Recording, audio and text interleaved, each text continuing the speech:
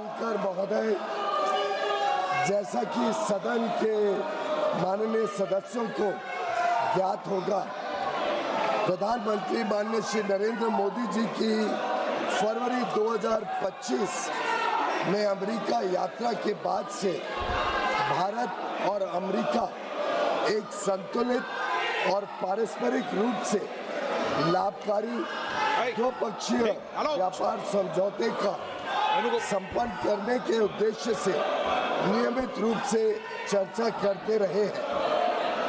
इसी को ध्यान में रखते हुए दोनों पक्ष के वार्ताकारों ने पिछले एक वर्ष में विभिन्न स्तरों पर गहन बातचीत की है। दोनों पक्षों के महत्वपूर्ण और विविध हितों को देखते हुए यह स्वाभाविक है कि दोनों पक्ष अपनी अपनी अर्थव्यवस्थाओं के महत्वपूर्ण और संवेदनशील क्षेत्रों की रक्षा करते हुए सर्वोत्तम संभव परिणाम सुनिश्चित करना चाहेंगे। इन वार्ताओं के दौरान भारतीय पक्ष अपने संवेदनशील क्षेत्रों, विशेषकर कृषि और दुग्ध क्षेत्रों के हितों की रक्षा सुनिश्चित करने में सफल रहा है।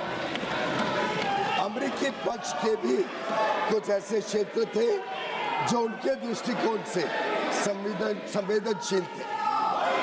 लगभग एक वर्ष तक चले कई दौर के विचार विमर्श के बाद दोनों वार्ताकार दल द्विपक्षीय व्यापार समझौते के कई क्षेत्रों को अंतिम रूप देने में सफल रहे।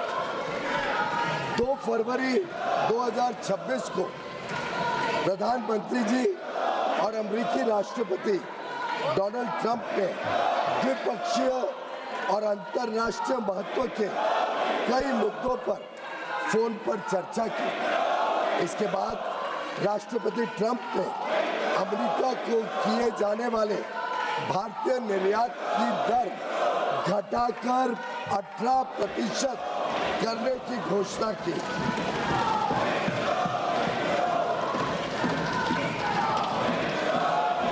मैं इस बात पर जोर देना चाहता हूं कि यह अमेरिका द्वारा कई प्रतिस्पर्धी देशों पर लगाए गए टैरिफ से कम है, जिससे अमेरिकी बाजार में भारत की निर्यात प्रतिस्पर्धात्मकता में वृद्धि होगी। यह समझौता भारतीय निर्यातकों को विशेष रूप से श्रम प्रधान क्षेत्रों और विनिर्माण में महत्वपूर्ण तुलनात्मक लाभ भी प्रदान करता है। मैं इस सम्मानित सदन के समक्ष यह दोहराना चाहता हूं कि खाद्य और कृषि क्षेत्र में भारत की प्रमुख संवेदनशीलता का पूर्णतः ध्यान रखा गया है। साथ ही यह साझेदारी लघु और मध्यम उद्यमी, MSMEs, उद्यमियों, कुशल श्रमिकों और उद्योग के लिए नए अवसर खोलेगी। उन्नत प्रौद्योगिकियों तक पहुंच का सुगम बनाएगी और भारत के make in India for the world, design in India for the world और innovate in India for the world के दृष्टिकोण को साकार करने में सहायक होगी। यह ऐतिहासिक ढांचागत समझौता भारत अमेरिका संबंधों को मजबूत करने और विकसित भारत 2047 की दिशा में हमारी यात्रा को आगे बढ़ाने की दिशा में एक महत्वपूर्ण कदम है और यह दुनिया के 2 सबसे बड़े लोकतांत्रिक देशों के बीच मजबूत जुड़ाव को भी दर्शाता है, जो स्वाभाविक साझेदार है और साझा समृद्धि के लिए मिलकर काम कर रहे हैं।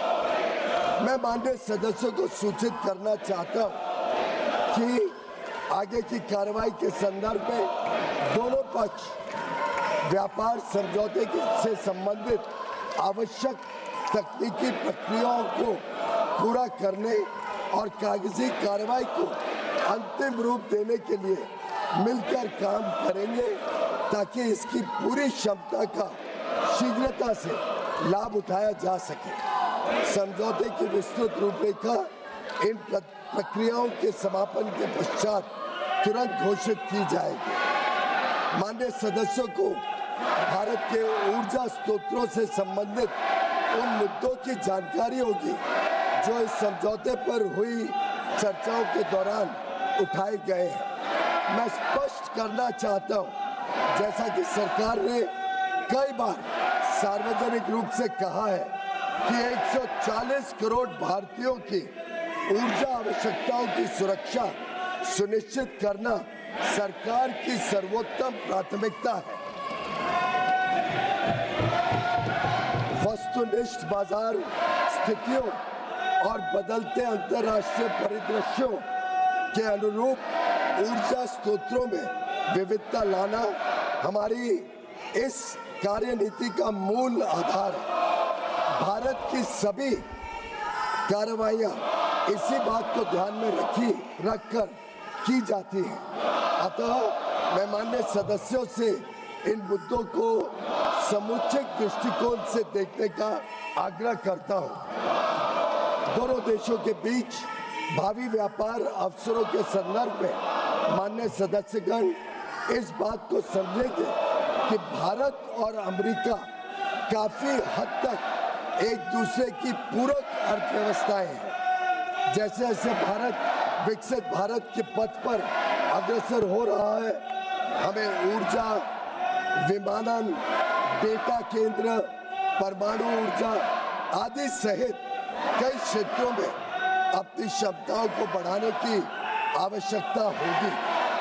अमेरिका इन क्षेत्रों में दुनिया का अग्रणी देश है, इसलिए हमारे लिए इन क्षेत्रों में व्यापार की संभावनाओं पर ध्यान केंद्रित करना स्वाभाविक है, जिससे न केवल हमारी खरीद में बल्कि हमारे अपने निर्यात में भी विस्तार होगा।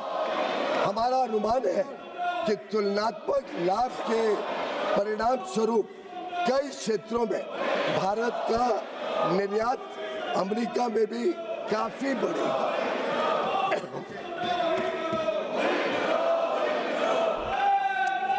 विश्व की सबसे बड़ी अर्थव्यवस्था के साथ यह ढांचागत समझौता जो आने वाले वर्षों में वैश्विक विकास और नवाचार को गति प्रदान करेगा, भारत की जनता एवं राष्ट्र के व्यापक हित में है और देश को बहुत लाभ देगा।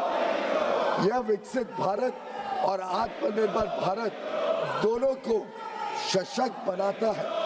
हम अपने देश के लिए माननीय प्रधानमंत्री जी के इस दृष्टिकोण को साकार करने की दिशा में निरंतर कार्य करते रहेंगे। धन्यवाद महोदय।